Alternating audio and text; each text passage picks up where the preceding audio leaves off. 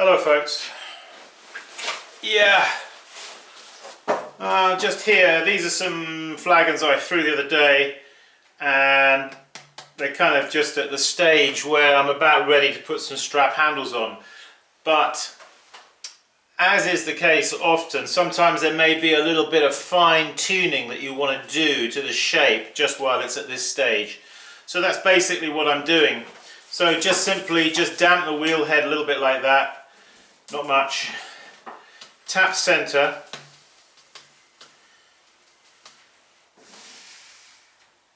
Push down. Now I'm thinking sometimes it's convenient to actually put something just on the top to push down meanwhile you are trimming it. Or not trimming it, but fine-tuning it, let's say. So I'm looking around for something that I can put on the top there. See, the thing is, that'll work. Because there's a hole in it, I can't really put my finger in the middle as I'm maybe removing a little bit of clay material here on the side. As it's going around, I can't keep it down because it's got a hole. So I've got to put something else there to substitute where there would be like solid clay because there's a hole. So I've got to put that there now. So, yeah, you can use anything, you know. Anything you like. So yeah, I'm just looking at the...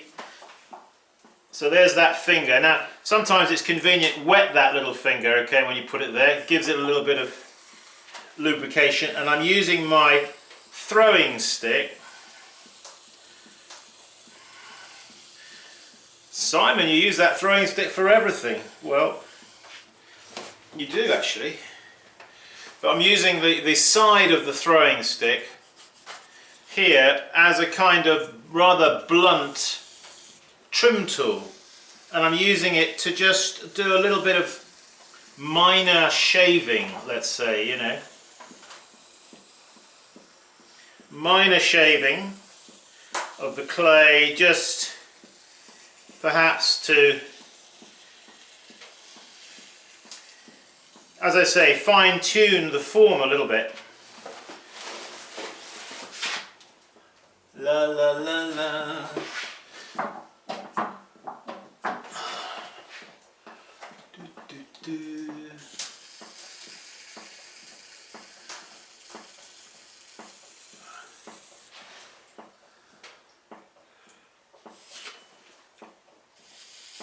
This is why it's so important, you see, to get a good sense of form in your mind's eye. Your mind's eye. Yes, did you not know that you have 3 eyes? You haven't got just these 2 here, but you've got your mind's eye as well. Don't forget that. Your mind's eye.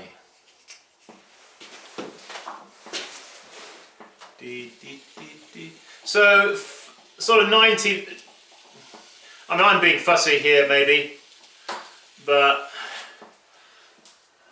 that'll do. Okay, so now take that guy off, clean him, put your chuck down, because I want to just finish the foot here. Now this chuck is not the best because it's slightly warped, as I told you the other day. See, it rocks a little bit there, the pot in the chuck. So, get him on center.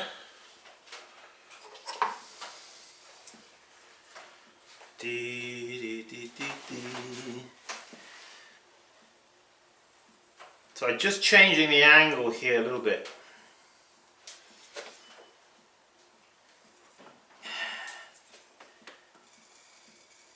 Yeah, you saw me doing this the other day, I know. I don't mean to be repetitive, I'm sorry, but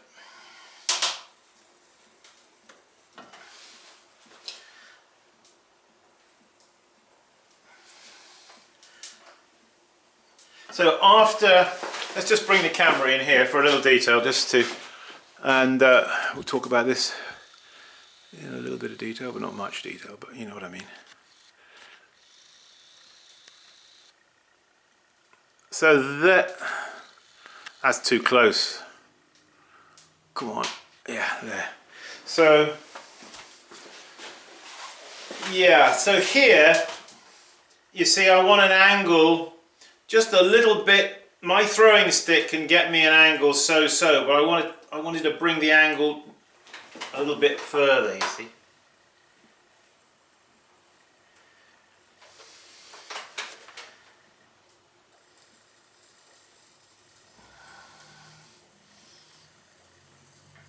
This is not what I really think of as trimming. I more sort of think of it as skimming. Okay, so having got your angles, but you don't want to leave a sharp edge here, you see.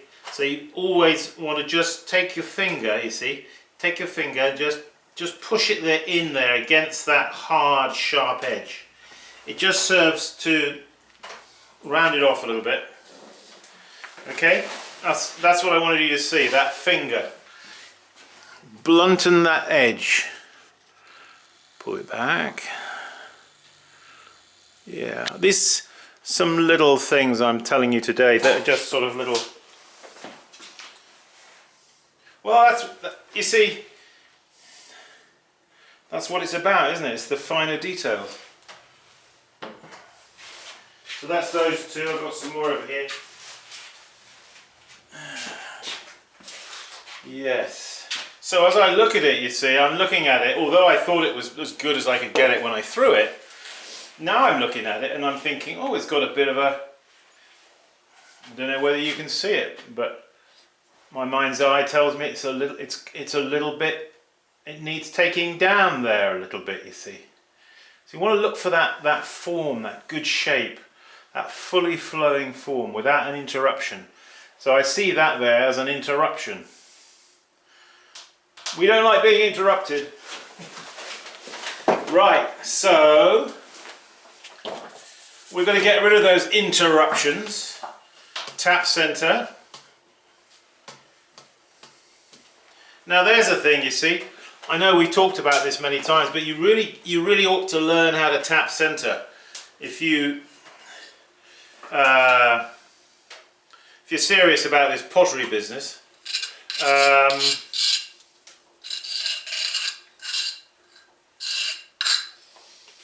And you know what? How you learn? The secret to learning how to tap center. You know what that is? The secret of the tap centering game is to tap center. You learn it by doing it. So we'll just talk about this for 2 minutes because it's vitally important to learn. Because some people think, depending on how you are as a person, your temperament, you would think, okay, I've got to hit this now every time. As soon as it comes towards me here, now I've got to hit it. You see? So you've got this thing going around, you've got to go, okay, 1, 2, 3, 4. Well, it doesn't really work that well actually doing it like that, and I find the best way to do it is just lots of little taps, you see. So we may start off center, but with these little taps, bringing it into the concentric ring as you see on your wheel head, bringing it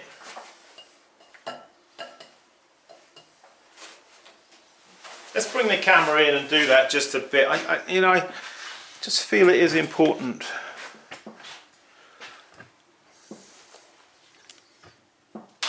I want you guys to get this, you know, because it can save you such a lot of time. And it's a little bit like riding a bike, you see. So, because you don't want to be using Giffen grips and that kind of thing, because they're they won't teach you anything.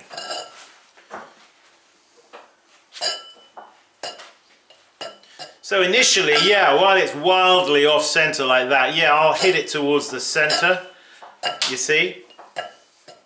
But then, on center, yes.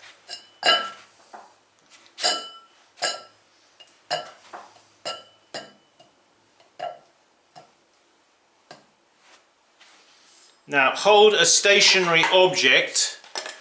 Let's see, what have we got? Take a blade of your knife or whatever. You see, hold it up to it.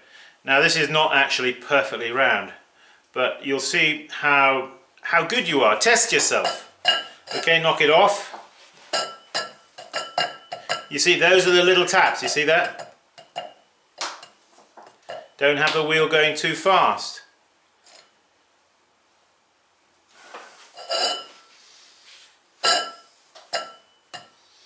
So, take one of your bisque-fired pots, and you'll be surprised. You'll be surprised how quick you can get it. You may not be quick at the moment because you may not have been practicing, but just get practicing at it and you will master it, I promise you. So what was I saying? Yeah, that one had an interruption. And we don't want interruptions. Interrupting the form visually, you see. Okay, so now you see here I'm using a tap centering technique to get that exactly in the middle. Maybe a little downward pressure. So there's the interruption. So I'm going to take my throwing stick, and you see how the throwing stick will pare away the clay. You see? The throwing stick will pare away the clay. Now I'll tell you why you might say, Simon, well, why are you using your throwing stick to do what you're doing? Why are you not using your trim tool? Why are you not using a nice sharp blade of a knife, perhaps? Yes, I could be using my trim tool and I could be using a sharp blade of a knife. But here's the thing. You know what? A sharp blade of a knife, do you know what it does? It catches on all the little pieces of grog that are in your clay body. If you have a grog in your clay body, which you probably do, it catches on those little bits of grog and leaves lines going all the way around. Have you ever seen that? So you don't actually want something that is as sharp as the blade of a knife. That's why I'm using my ordinary throwing stick, because let's bring the camera in for a bit of detail on that. Wow, we're really getting... Simon, you're really giving us... So, let's watch this.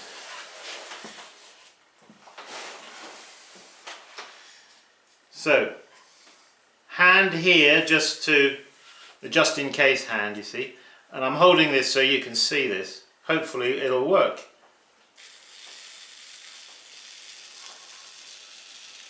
So the throwing stick, the side of the throwing stick is just gently removing. Now I'm not saying because it's a wooden throwing stick it isn't going to catch on any pieces of grog at all, but I do find that it does catch less than if I were to be using a sharp blade like this, or my trim tool. See how that easily just removes a little bit of clay. So that's a good tip, you see. Pull back. Yeah.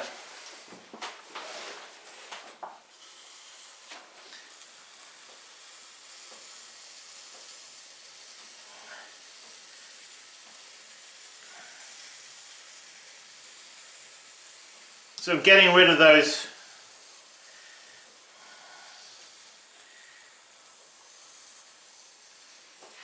any interruptions I might see in the form here.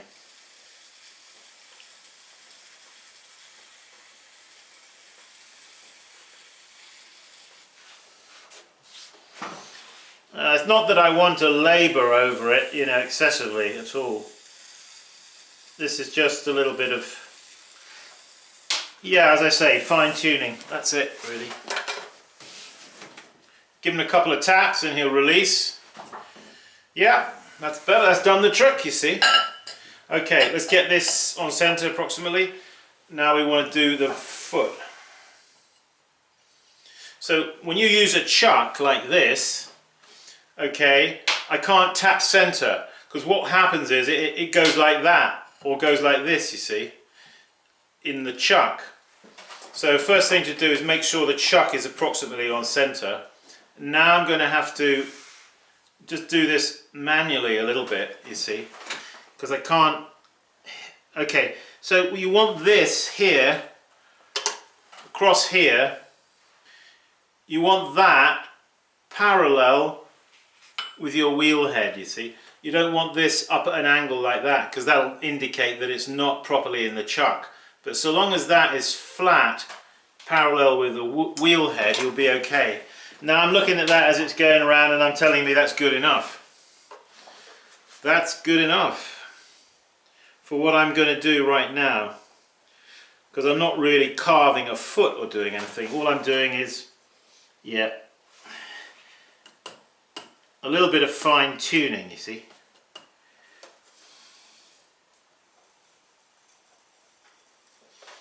Fine tuning.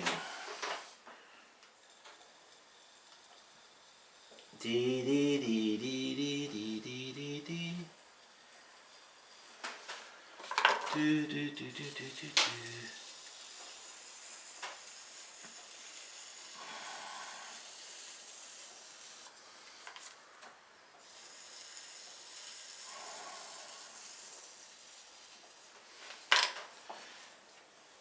So,